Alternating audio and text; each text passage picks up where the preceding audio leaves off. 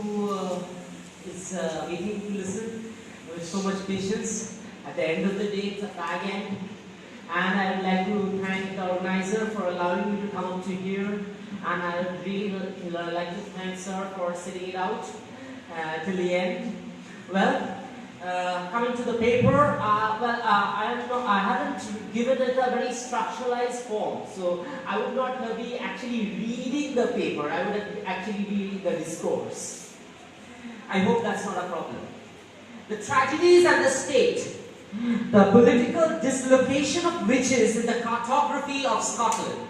So, my point of view will be to see how the witches are and what the witches provide. Now, Scotland, I have always regarded Scotland at that time, the time when it was written, as a feudal state. Now, it is not only a feudal state, it is a feudal state with fixed coordinates into a patriarchal hegemony, and where independent power creates dissidence. Now, independent power, by talking about independent power, I would like to talk about the sources, the anarchic will which bundles up into a kind of a threat to the social and the hegemonic patriarchal world of Scotland. Now, if you see like that, it reminds me of Gramsci's very famous words in the Prison Notebook.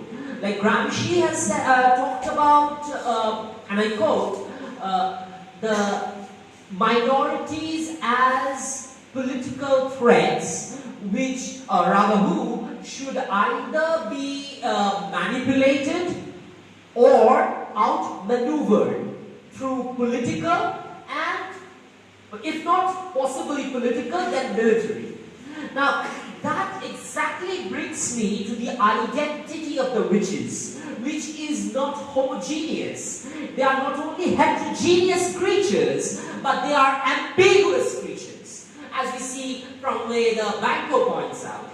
Much the way we perceive so-called terrorists as ambiguous, so-called because I don't see them either as independent fighters or terrorists. For instance, the identities of Maowadis in the present Bengal, or the identity of Hamas in Palestine, or ISI agents, they are alternate systems. They are neither subalterns, Spivakian subalterns, nor they are revolutionary fighters. They provide a kind of alternative to the social coexistence. They believed in violence. Now, witches, for that matter, also adopts violence in a not so much terroristic way, but I would say in a way which gives them, provides them totally different ideologies from the systematic ideologies of the state of Scotland.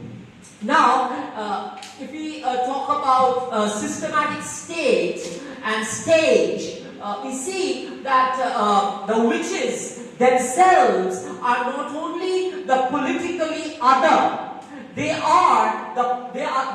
epitomize a system of their own. They don't directly go and violate the conditions so prevalent in Scotland. They choose out individuals like Macbeth. Now we often say, why Macbeth? Why choose Macbeth? Now it's a definite choice, it's a definite choice. If you are going to target a hegemonic society, if you want to dismantle an hegemony, you need an equal power to do it. You need systematic bewitchments. Now, as I was talking about power, I would also like to talk about power as signifier. Now, Laka, for that matter, has spoken about that phallus as a signifier. That is, phallus is a signifier. Now, witches have beards. They are women in their breasts, but they have beards. Now, the cultural phallus. The cultural phallus is not epitomized in a male-female dichotomy.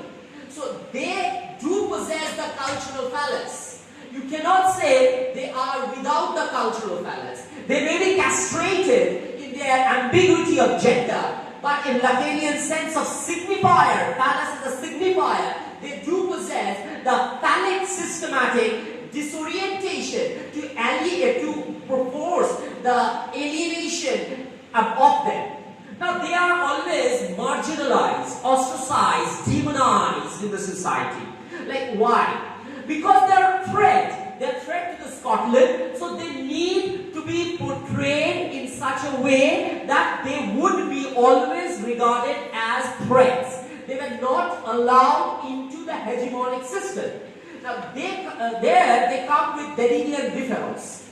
Now Derrida talks about difference in his essay Difference, where he says that power differs and differs. Now when you say power is different, you know, but what is different? It is different in spatial level. When you say differ, it is on a temporal level. Now witches, the power of the witches differ from the power of the hegemonic controlling Duncan. They differ from it. Their power, we don't see that they are really powerless. If they were powerless, they would not have met like a terrorist group activity doing, outside heat, not inside, outside the Scotland. For instance, you remember the first scene, I guess, in Thunder and Lightning and the Three Witches. When shall we three meet again? In thunder, lightning, or in rain?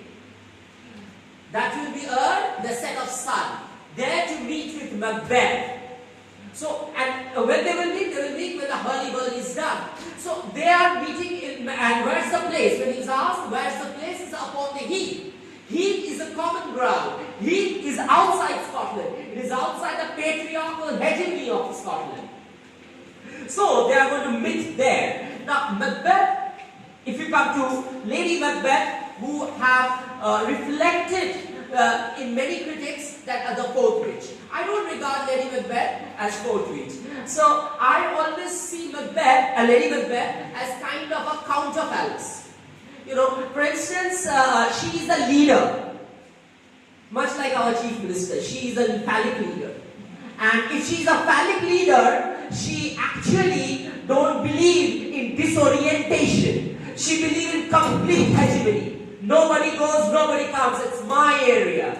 Nobody comes here. So that powerful hegemony is there in Lady Macbeth. When we come to Macbeth, Macbeth for me always is a very reminiscent of an old movie. I guess everybody have heard of or even seen Godfather. Michael Corleone sitting on the throne. That's Macbeth for me. He sits on the throne and let everybody do their job. He is not the agent anymore. He was the agent maybe of the witches in the primal act of denuding the power, rescuing the power, and then he kind of revamps himself into a more controlling figurehead, more controlling powerhead. So since we are so much lack of time, I just want to add a little bit more reflection. Yeah. I always found that witches, as I was talking about, my topic is about ontological cartography. It's not physical cartography, it's more of an ontological cartography. It reminds me of a text by Deleuze and Guattari, Capitalism and Schizophrenia. And there he spoke about multiple non-hierarchical entry and exit point in the interpretation opposite to arborescent tree-like structure. Now, Duncan is the tree-like structure. He gives shelter. And witches have a rhizomatic relationship. They are like wasps on the orchid of the Scotland. They are non-hegemonic, non-hierarchical, and a destructive potentiality. They perform the act of dislocation. I guess, thank you. I guess I can make myself clear. Thank you. Thank you very much.